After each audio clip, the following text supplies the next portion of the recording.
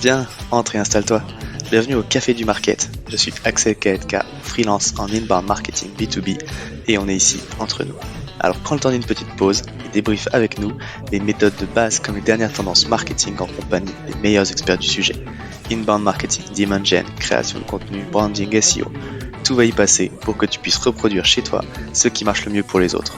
Si le podcast te plaît, n'hésite pas à le partager à tes collègues en me taguant sur LinkedIn ou en laissant 5 étoiles sur Apple Podcast.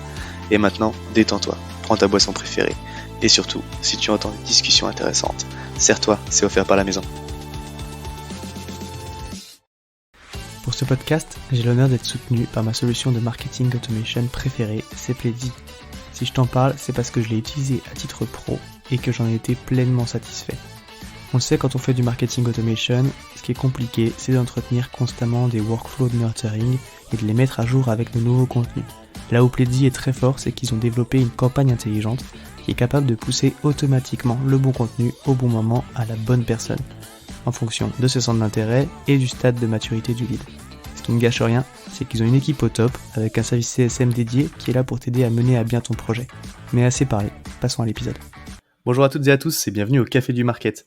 Il va falloir être honnête avec les boîtes B2B, tout le monde donne des conseils pour se lancer dans le contenu, mais aujourd'hui, la concurrence est forte, on compte un peu plus de 600 millions de blogs déjà sur Internet, donc on ne se lance plus dans le contenu comme ça, il s'agit plus de balancer des articles de blog un petit peu pourris pour bourrer des mots-clés SEO et espérer d'avoir des résultats, cela ne marche plus. Ce qu'on attend aujourd'hui des boîtes qui créent du contenu, c'est du contenu à forte valeur ajoutée, mais qui soit aussi différenciant et qui ressemble à la marque, qui fasse transpirer ses valeurs. Un contenu racé. Pour parler de ce sujet-là, je suis avec l'une des plus fines plumes d'Internet, freelance spécialisée en stratégie éditoriale, Alexandre Leblanc. Bonjour Alexandre. Bonjour à toi Axel, c'est un super plaisir d'intervenir dans ton podcast que je suis depuis ses débuts quasiment. Écoute, ça fait plaisir d'avoir un auditeur fidèle et effectivement de toute façon on échange tous les deux beaucoup sur LinkedIn parce que je sais que t'es un fervent défenseur, comme je l'ai dit, du coup d'un contenu qualitatif et qui soit aussi identifiant, racé comme on pourrait le dire. Ouais, donc c'est un plaisir d'aborder ce sujet ensemble. Est-ce que tu peux du coup te présenter en quelques mots pour ceux qui ne te connaissent pas, s'il te plaît? Ouais, rapidement, puis je vais faire le saumon, je vais repartir vers l'aval. J'aime bien me présenter comme un SEO repenti, parce que j'ai fait du SEO pendant 5 ans et quelques en fait, dans une agence. Ça arrive même au meilleur. Ouais, ça arrive même au meilleur, on peut dire ça comme ça. En fait, moi je pilotais la partie sémantique, du coup je m'occupais de l'élaboration de l'offre informationnelle pour nos clients. Et puis je me suis auto-formé sur Google Analytics, donc je déployais aussi des plans de tagage, je m'occupais du suivi des performances. Avant ça, dans cette même boîte, j'étais en contrat pro, et avant ça, je suis rentré dans cette boîte en tant que rédacteur SEO à l'époque. Et juste avant ça, si on repart encore un peu plus loin, j'étais en licence de lettres, et à l'époque j'étais en master 1 de recherche en lettres modernes, et je ne voulais pas faire prof, et c'est là que j'ai cherché quelque chose qui soit au confluent de mes centres d'intérêt, on va dire, donc l'écriture d'un côté, et puis le numérique de l'autre, et c'est comme ça que je suis rentré dans cette boîte en fait, en tant que rédacteur SEO. J'ai basculé sur SEO tout court. Voilà, okay. En résumé, ce que ça donne, en très succinct. Effectivement, et du coup, on comprend que tu as un amour pour l'écriture qui soit un petit peu différent du côté purement technique SEO, quoi. Tout à fait. J'étais plus très en phase avec la conception de contenu, la conception du contenu de l'agence à l'époque, parce qu'on avait une approche très SEO. En fait, on écrit d'abord pour Google et pas forcément pour les utilisateurs. Et voilà, mon petit cœur de littéraire souffrait un petit peu. Et je me disais qu'on pouvait faire quelque chose de mieux avec tout ça, en fait. Justement, on va rentrer dans le vif du sujet. Est-ce que du coup, tu pourrais, tu l'as effleurer comme ça le sujet, mais nous donner ta vision du coup sur le rôle d'une stratégie de contenu et pourquoi on peut se lancer là-dedans en tant qu'entreprise, du coup justement aussi au-delà de ce sujet SEO, quoi. Ouais, je vais repartir de la base en fait, par une petite définition, on commence en général comme ça, et ce que je vais dire finalement c'est autant valable pour le B2B que pour le B2C, parce qu'une stratégie de contenu, c'est pas juste pour le SEO. Donc c'est vrai que c'est un peu une définition par la négation, mais je trouve que ça résume bien les problématiques auxquelles moi je suis confronté, notamment en phase de prospection ou au début d'un projet, c'est-à-dire que la production de contenu, et je parle bien de production là, on fait du contenu à la chaîne comme à l'usine, ça fait un peu Tayloris comme vision, mais c'est très ça. Bref, la production de contenu est souvent subordonnée à des velléités d'acquisition d'audience. Et avant qu'on me tombe dessus, je sais que les choses ont changé là-dessus, je suis bien placé pour le savoir, mais sincèrement, je tombe trop souvent encore sur des blogs rempli d'articles à 2 sesterces simplement pour faire du SEO. Donc ça change, ok, mais pas tant que ça en tout cas, c'est un peu long le changement, c'est pas maintenant. Mais en tout cas, une stratégie de contenu, c'est bien plus que de faire du SEO. Donc l'acquisition d'audience, c'est l'un des enjeux d'une stratégie de contenu. On sera définitivement d'accord dessus, je pense. Mais il y en a d'autres, encore heureux, j'ai envie de dire. Et on peut résumer ces enjeux de façon très synthétique. Donc, 1, du contenu d'acquisition pour capter de l'audience, ça ok, on passe à autre chose. 2, du contenu informationnel où on va apporter des réponses aux questions des cibles. 3, du contenu de conversion qui va inciter effectuer les gens à effectuer une conversion. C'est con de dire ça comme ça, mais c'est très vrai. Et là, on va y associer notamment le copywriting, par exemple. En 4, du contenu d'engagement pour faire interagir et fidéliser l'audience. Et en 5, du contenu de notoriété afin de faire rayonner la marque de l'entreprise. Et du coup, pourquoi se lancer là-dedans en tant qu'entreprise ? Pour toutes les raisons que je viens d'évoquer. Une stratégie de contenu, ça permet de quoi ? De gagner en crédibilité, de développer sa notoriété, d'occuper l'espace public, forcément de générer davantage de chiffre d'affaires derrière. Et voilà, grosso modo, pourquoi une entreprise devrait se lancer là-dedans. Ouais, ok, ouais, effectivement, c'est vrai que on tape un petit peu en rigolant avec le SEO, mais ça reste un formidable canal d'acquisition, hein, et c'est un sujet qu'il faut travailler, mais effectivement, comme tu l'as dit, le contenu, du coup, c'est aussi un moyen de démontrer son expertise, de travailler sa notoriété, et donc, in fine, d'améliorer aussi les résultats de l'entreprise, quoi. Ouais, tout à fait. Donc, très concrètement, une fois qu'on a dit ça, mettons qu'on parte de zéro, comment est-ce qu'on procède comment doit procéder une entreprise, du coup, qui souhaite se lancer dans une stratégie de contenu? Question super vaste quand même. Hein. Mais débrouille-toi avec ça. C'est chaud de la traiter en 5 minutes quand même. Je vais essayer d'être succinct. Je vais commencer par dire que mettre en place une stratégie de contenu, c'est pas aussi compliqué que ça en a l'air, en fait, pour la mettre en place, la dérouler, etc. On s'en fait toujours tout un monde. Et c'est quelque chose que je rencontre souvent en visio d'ailleurs avec mes prospects, parce qu'ils veulent faire des trucs, mais ils ont le sentiment qu'ils doivent aller plus loin que de la rédaction SEO un peu basique, mais ils savent pas trop par quel bout commencer en fait, qu'est-ce que je dois prendre en premier, etc. Parce que le truc a l'air énorme ou super complexe, j'en sais rien. Mais en réalité, comme souvent dans ces cas-là, quand on veut se lancer dans un truc, alors je vais dire une vieille phrase bateau, mais c'est tout à fait ça, hein, fait, c'est mieux que parfait. Comme parce que c'est quelque part c'est très vrai en fait, parce qu'il vaut mieux commencer à faire des trucs doucement, petit à petit, plutôt que d'attendre d'avoir un budget de fifou. Bref, en résumé, je raccroche le wagon. Tout ça c'est cool, c'est la théorie, voilà, on peut commencer à faire des trucs, mais en pratique, comment on fait justement ? Moi je vois 4 grosses étapes en fait, assez simples, que je vais résumer très rapidement. La première, déjà définir sa voix. En gros, tu explores les singularités de ta boîte, ce qui la distingue des autres, de tes concurrents, pour mieux l'incarner par les mots, à l'écrit. Et j'insiste en fait sur ce mot d'incarner parce que c'est très important. Prendre cher en fait, matérialiser la marque au travers des mots. 2, tu prépares ta prise de parole. J'entends par là, on va se fixer un plan de bataille. Quel calendrier édito, ventilé sur quels canaux, avec des objectifs à atteindre derrière, sans pression non plus, parce qu'on est là justement pour tester des choses, pour mettre en place quelques petites routines et affiner la recette au fur et à mesure. Mais l'important, ça va être d'avoir un axe en fait, une vision stratégique, pour pas faire du contenu au petit bonheur la chance, comme on voit un peu trop souvent. Tac, tac, tac. 3, prototyper quelques contenus, c'est-à-dire qu'on va en faire quelques-uns, et voir si on est à l'aise en fait avec la tonalité qu'on a définie précédemment. On va aussi s'assurer que c'est bien raccord avec sa cible, avec ses besoins, ses problématiques, sinon c'est un peu dommage si on vise à côté. Et on va aussi voir si on a assez de matière à exploiter en fait. Donc on va tester plusieurs choses, on va itérer. Et 4e, le truc qu'on oublie souvent en fait, c'est un peu dommage, parce que le contenu c'est un peu toujours la 9e roue du carrosse malheureusement, le pilotage des performances. C'est important de pouvoir en tirer des enseignements de tout ça, et afin de corriger ou de valider l'embryon de stratégie que tu as commencé à dérouler. Ok.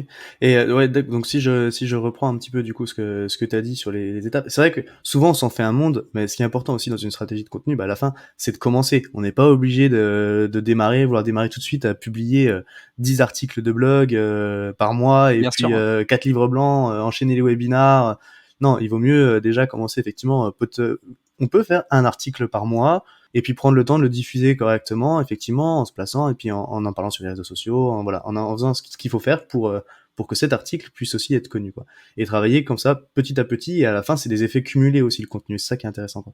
Bien sûr, c'est littéralement un patrimoine numérique que tu te constitues en fait au fur et à mesure. Donc t'empiles ça et puis effectivement au fur et à mesure t'as de plus en plus de résultats. Mais il faut bien commencer quelque part et par pousser, s'inédier tes trucs en attendant 10 ans quoi. C'est pas possible. Donc à un moment donné faut s'y mettre. Clairement. Après, du coup, tu l'as dit, effectivement, le premier point, c'est de trouver sa voie. Donc, ça, je pense qu'effectivement, ça rejoint un petit peu la marque en termes marketing, où il faut que la marque soit cohérente, du coup, entre ses différentes prises de parole. Et du coup, ça doit se retrouver aussi dans le contenu. Donc, ça, c'est super, super intéressant.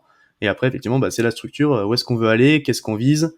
Et puis après, faut démarrer et puis voir si on a bien mis en place les bonnes choses pour atteindre les bons objectifs, quoi. Donc, tu l'as dit là un petit peu. Donc, c'est une marque forte aussi qui va permettre de sortir du lot, et c'est clairement quelque chose qui doit transpirer dans les contenus de la marque. Pourtant, même si tout le monde veut sortir du lot, souvent on a du mal à adopter des codes différenciants. On veut être différent, mais en fait on veut pas être différent. Donc on veut être différent en faisant comme les autres. Et c'est souvent un vrai sujet. Comment est-ce qu'on fait pour trouver le bon ton et affirmer une identité dans son contenu? Alors, proposer des contenus de tonalité un peu différentes qui sortent du moule. C'est un point de friction en fait majeur sur lequel je me heurte souvent. Parce que je sais pas pourquoi, effectivement, souvent les entreprises ont conscience qu'elles doivent produire des contenus pour sortir du lot, pour se démarquer des autres, de leurs concurrents, enfin tu l'as bien dit. Mais quand on veut passer à la pratique, c'est une autre paire de manchettes en fait. Et je reviens d'abord 2 secondes sur cette question de la tonalité parce que c'est super important pour moi et je pense que ça mérite d'être développé un petit peu plus. C'est quelque chose de très compliqué à déployer pour une boîte, j'ai l'impression, enfin de ce que je vois tous les jours, cette question du ton en fait, de se démarquer un peu différemment. Et quelque part c'est normal, parce qu'on touche à quelque chose d'assez complexe en termes de notions. Et là-dessus, il y a un concept que j'aime bien aborder, c'est celui de signature éditoriale. Et la signature éditoriale, c'est quoi? C'est tout simplement la voix, la tonalité, le style en fait, que l'entreprise va mettre dans ses mots. Et je parle pas de caler des emojis, hein, mais bien de quelque part de stylistique en fait, même si le mot fait un peu peur. En fait, un truc où tu pourrais lire différents contenus à l'aveugle et te dire ah bah là je les reconnais, c'est l'entreprise machin parce que bah là ils ont leurs phrases d'introduction, on les reconnaît bien, ou alors ils font de l'humour, ils font des jeux de mots dans leur texte. Enfin voilà, c'est eux, je suis sûr, même si je lis le truc à l'aveugle. Et sincèrement, des entreprises qui se démarquent vraiment en fait dans leur prise de parole à l'écrit avec un style bien particulier, bah, j'en connais pas 400 et je vais éviter de citer des noms pour peut-être froisser des gens, on sait jamais, on pourrait bosser ensemble un jour. Des fois qu'on nous écoute. Voilà. Mais plus sérieusement, enfin c'est une vraie question en fait. Enfin toi par exemple t'en connais des entreprises où tu te dis même en lisant le truc à l'aveugle, ah bah oui ça c'est eux. Ouais, non, c'est vrai que ça se compte sur les doigts d'une main. Ouais. Ouais, c'est pas courant en fait. Mm. Et on pourrait se dire que c'est complètement accessoire comme truc, parce que les gens s'en foutent par exemple, et puis qu'ils te lisent quand même, et que ça les empêche pas de télécharger ton livre blanc ou de te contacter derrière.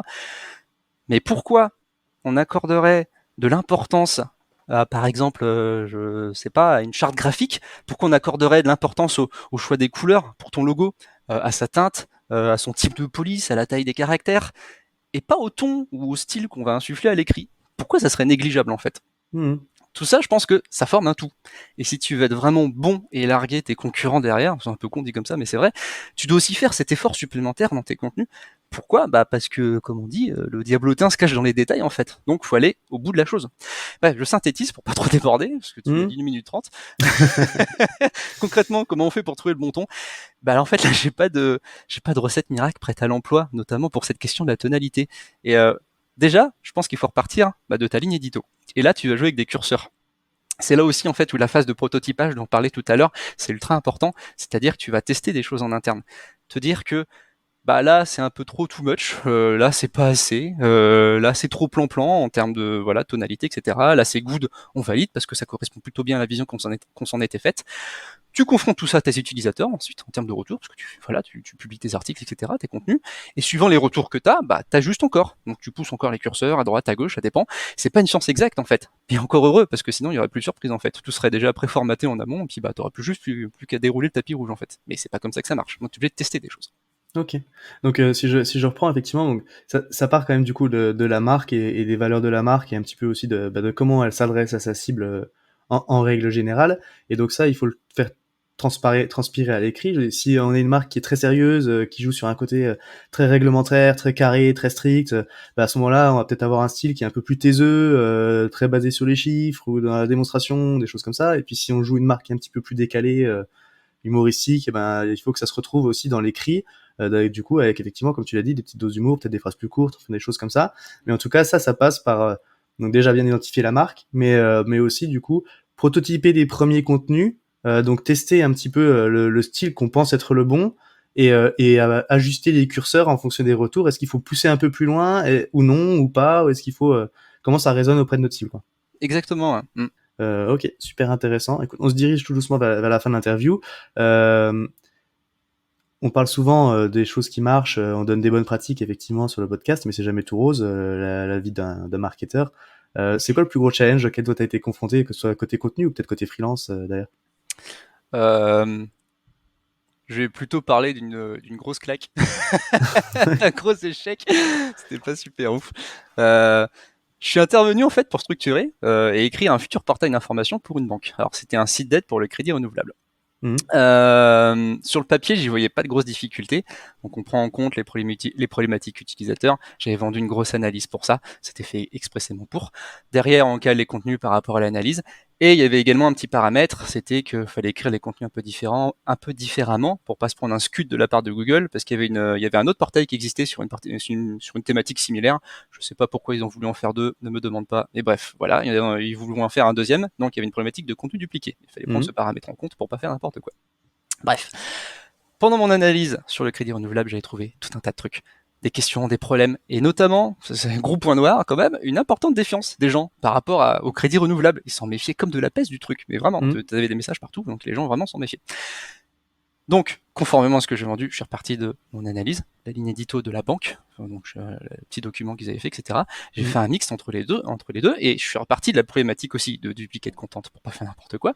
Bref, j'ai créé des contenus derrière. Voilà, en essayant d'adopter un langage notamment rassurant pour tranquilliser la cible, pour lui expliquer que voilà, les choses là-bas étaient bien faites et qu'il n'y avait pas de souci à se faire.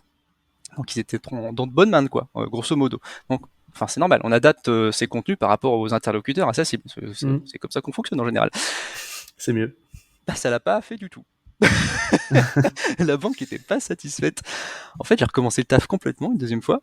Et de fil en aiguille, en fait, au fil des échanges, des modifs, etc., des retours, les contenus, c'est devenu des espèces de contrats juridiques. Il y avait des renvois de partout, vers des petites lignes en bas de page. C'était imbitable. Et même pire encore, en fait, quand tu lisais le truc, ça faisait peur.